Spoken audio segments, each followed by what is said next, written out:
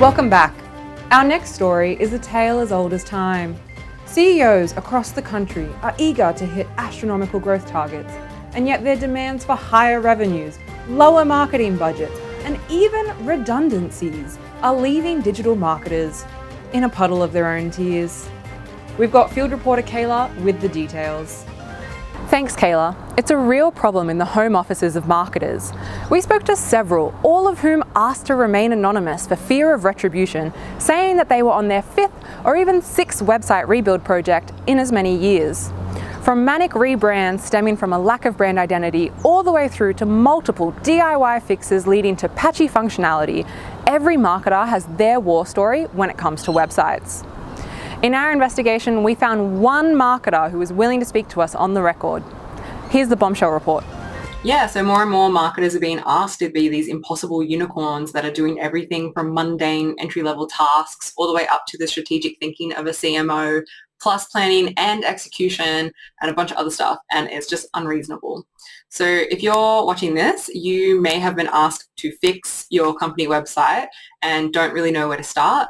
And I can't really give you a complete and final answer. Because there isn't one. But what I am going to do is run through all the things that you wish you'd thought about or known before you started, so that in 12 months' time, your foundation is still solid and you don't have to go through a rebuild all over again. So let's go through a checklist, shall we? There's always compromise in any project, whether that's scope or budget. And so like any negotiation, we're going to prep ourselves by noting what's a need and what's a want, and draw a line on where we're willing to compromise.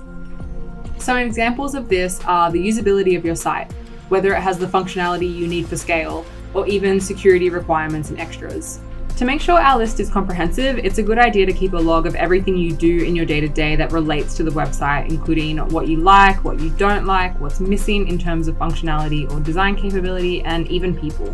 Who's making requests for updates and changes, who has direct access to make those changes themselves, and who's the actual owner of the site going to be.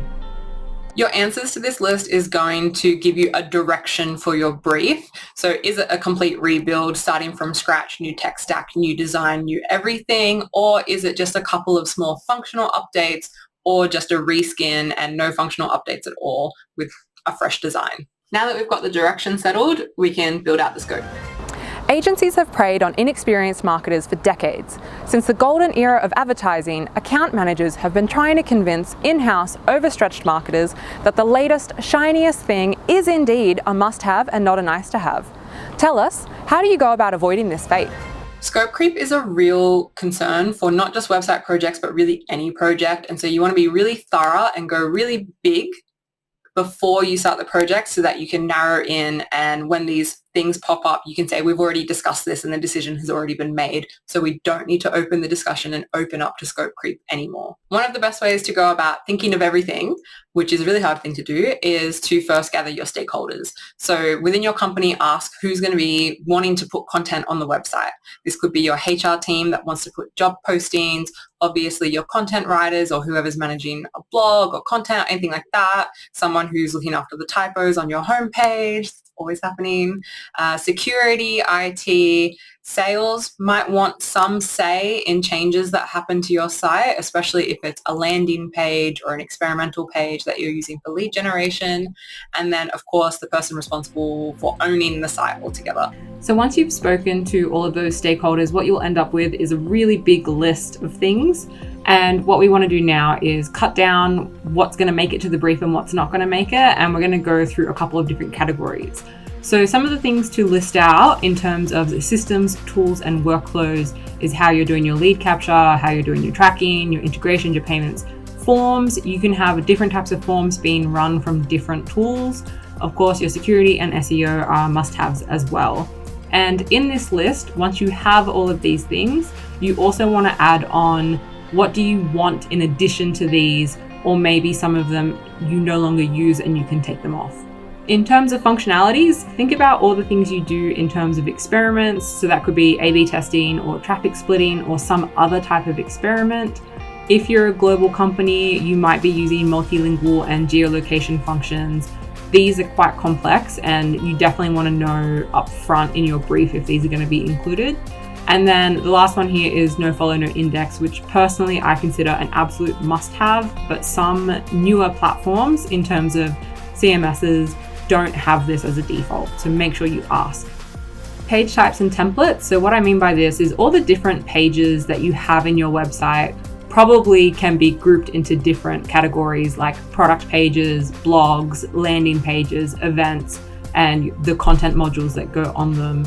And instead of having to make a page from scratch every time, if you are going to include the capability for yourself to be the one to make those pages, what you can do is ask for these standardized pages to be made into templates so that you can just use the template instead of making it from scratch.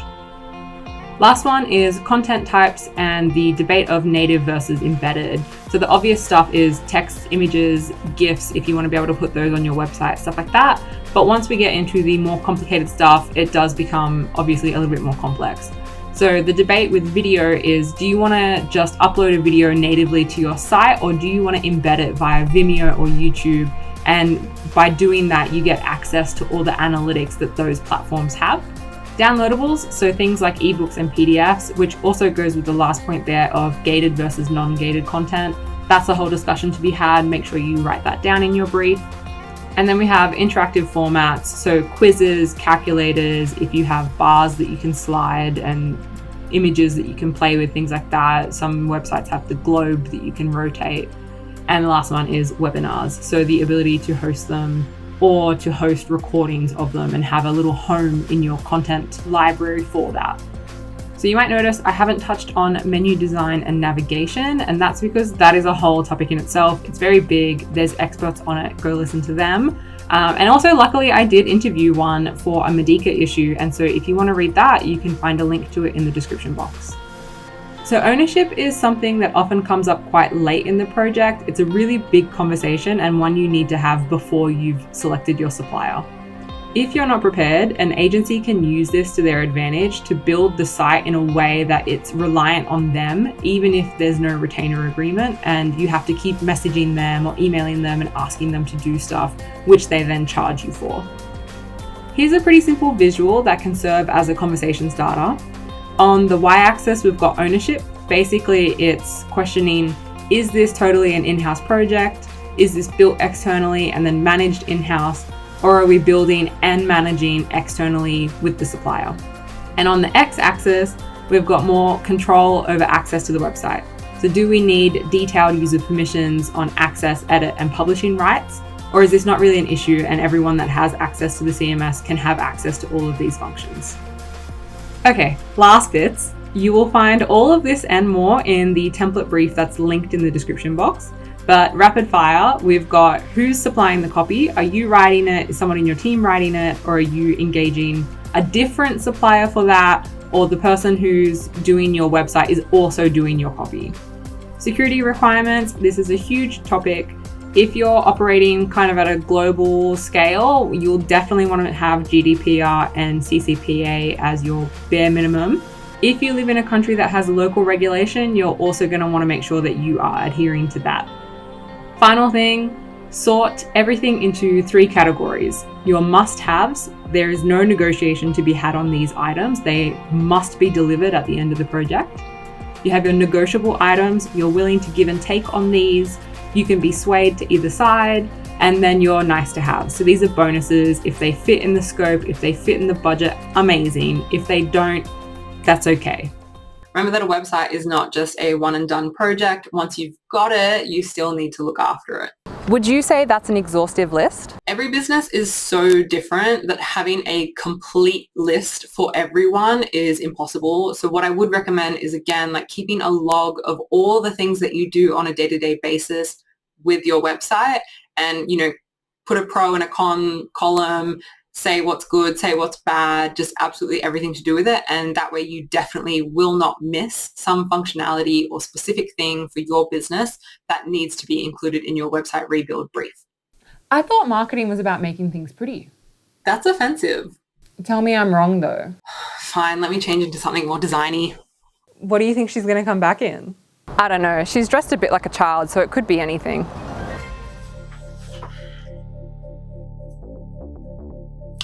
All right, fine. Let's talk about content. So this is the point in your brief where you'd want to start thinking about things like not only the pages and the page types of the website, but also the individual content modules that you'll have in it. So you'll definitely have your stock standard stuff like a home page, like your product pages. If you're in e-commerce, then your checkout and all that kind of stuff.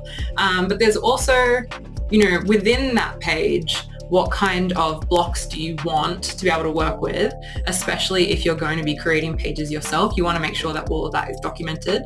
The most obvious way to explain this is things like text on the left, an image on the right, vice versa, a call to action button. All of those little pieces that you want to be able to fit together on a page need to be written into your brief. The more explicit you are, the more likely you are to end up with a website at the end that you can actually use that has all the things that you need to be able to do your job. So one way to do this is to create a library of pieces of other websites that you can then hand over to your, whoever's creating the website to say, these are what I want. Here's like visual representation as well as like a text description of what they are. And a good way to do that is just to look at a lot of websites and create that library yourself. So that's what we're going to do now. So what we have here is an empty Miro board. I like to use these kinds of whiteboarding tools because once you've put all your screenshots into them, you can see them all at once and you can kind of organize them and move them around. You don't have to use this. You can use whatever you like. You can have just a folder of, JPEG screenshots that you've got and hand that over as well. It's just a really good way to get everything that you want. Make sure that it's all there and there's nothing missing. So yeah, basically all we're going to do now is visit a bunch of websites and take screenshots of things that we like, and you don't have to use them. So it can just be inspiration. It doesn't have to be an exact replica of what you want. And we're just going to create a little collection here. Okay, so what we see here on the Clue website is that as soon as I've scrolled, I've gotten this pop-up. This might be something that I want, so I'm just going to take a little screenshot of it. I'm going to put it in Miro, and I'm going to add a little post-it note to give myself some context. So popped up after scrolling in bottom left corner. There we go. So now we can compare that with other pop-ups that we find along the way and see which one we like the most. Okay, we've also got this little carousel here, so maybe I'll take a screenshot of that. Put that in there. And we're gonna keep going. So this is also nice. Okay, I'm gonna get rid of that pop-up first.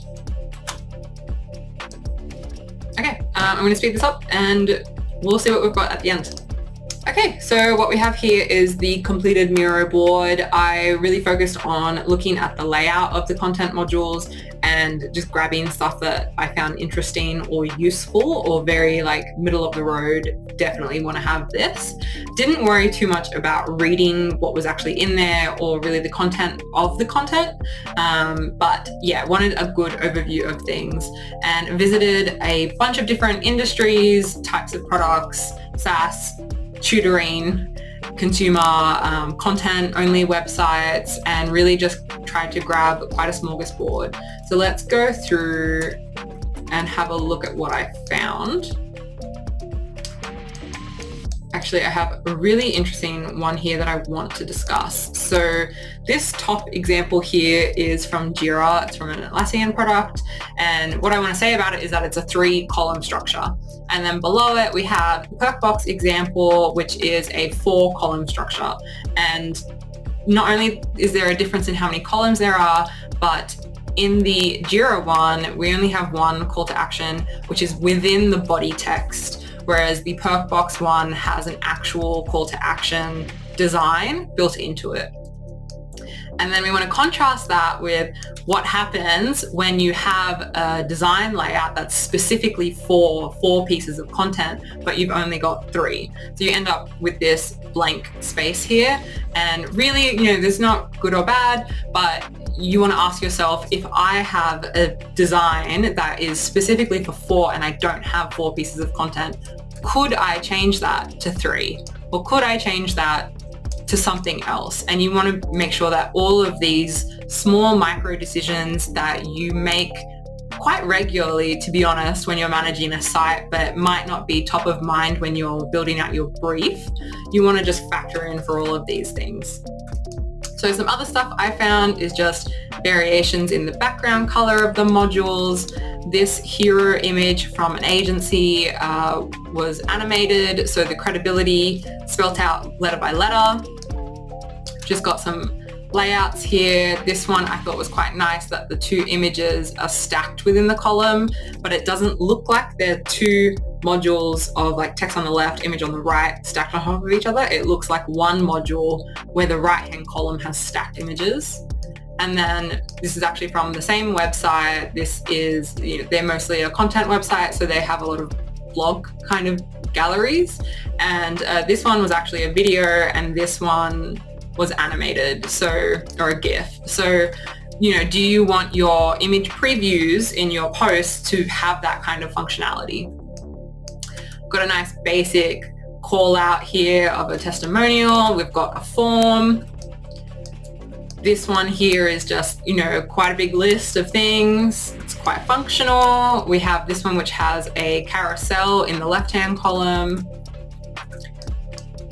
This one was personas, so done by two very different companies. ClickUp is productivity. This one's from Procore. It's construction software, but they came to a very similar conclusion on how they wanted to lay out their personas. So it was interesting. This is that tutoring company I talked about. So this is a vertical scroll, so the images went up, but also from their homepage, they have this filter here where you put like what year you're in, and it helps not only qualify yourself that you're in the right place and that they offer the thing that you're looking for, but also that it will then take you to where you need to go specifically. Then we've just got more layouts, menus on the side. We've got this one which had within the content block, it's got the ability to add another testimonial kind of call out or something. We've got, image on the left, text on the right, and vice versa. With this one, what I would say is, do they have the ability to add a button under the text or under the image? Is that something that you want to be able to do?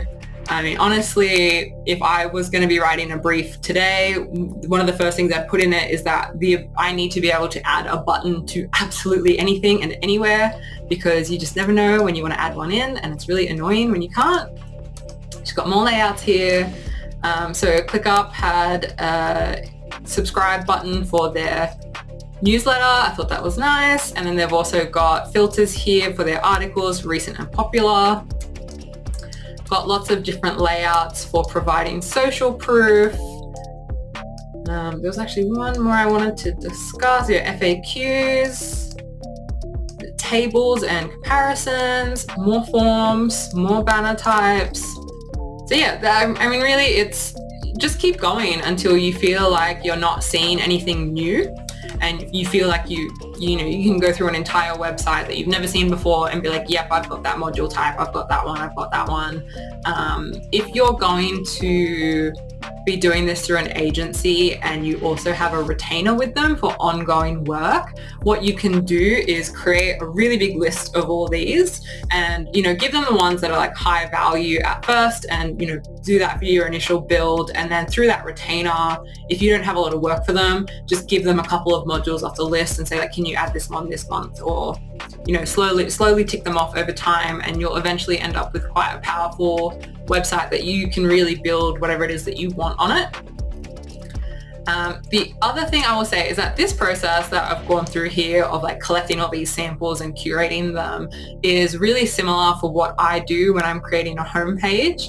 There's so many methodologies out there on how to create a homepage, but my way is basically to do the same thing, where I go to lots of different websites and I have a look at what themes they have on their homepage. So previously we looked at content layouts. Now it's what is the theme of each module. So what I mean by this is, they have the hero at the top, the big banner, might have a call to action in it. Then they might follow that up with social proof. So their customer logos, or maybe what news websites they've been in. They might follow that up with the pain point, with a value proposition, a featured content banner, and on and on and on. So I, again, keep going and collecting these until I feel like I'm not seeing any new ones. And then I would sit back and ask myself, which of these are most relevant to us? And also cross-reference that with, what is the purpose of the homepage? So again, it's not cut and dry. Like every company will have a different thing that it's driving towards, and your homepage will change a lot over time. If I was going to give an example for an early stage company, building trust might be really high on your list of things to do. So you might focus a lot on testimonials and your G2 rating, or whatever it is that you think is building trust, rather than being really feature heavy or being really product heavy. But a later stage company might be really feature and product heavy. It's different for everyone. So don't compare yourself too much. So yeah, let's do that early stage example. So I would say a hero is always relevant. Social proof is relevant. So let's copy that across. Maybe we'll focus more on the value proposition. We'll include an interactive demo. Industry and persona we don't care too much about, but we do care about this as seen in. Another testimonial. And visually, maybe we want to break up all this heavy content and we want to add in featured content.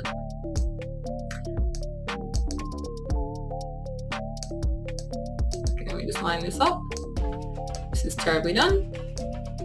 Okay, now I've only gotten rid of a few, so let's just do that again and say, if I was really strict, which of these would I keep or combine to have a really short, sharp, and concise homepage? So obviously we're keeping the hero, but let's say an interactive demo, we don't have the ability to do that yet, but we can do a demo video, and instead of an image, we'll put a demo video in the hero. You definitely want to keep the social proof, because we do have some companies, but maybe we can get rid of the testimonial or combine it with that. Value proposition is always a yes. We've already gotten rid of this one. Featured content, definitely. And then maybe we get rid of the as seen in, but having a look at all of this, one thing we're missing is maybe an FAQ. So now we have an even more concise homepage. For you, this might be too short. It, again, depends on your business. And now that I've done that, if I was using a real company, I would go to my own homepage and I would take screenshots of how this is currently being done. And then I would compare that with the content modules that we found earlier. So let's grab some of these. So that's an FAQ. And let's have a look at what this homepage would actually look like.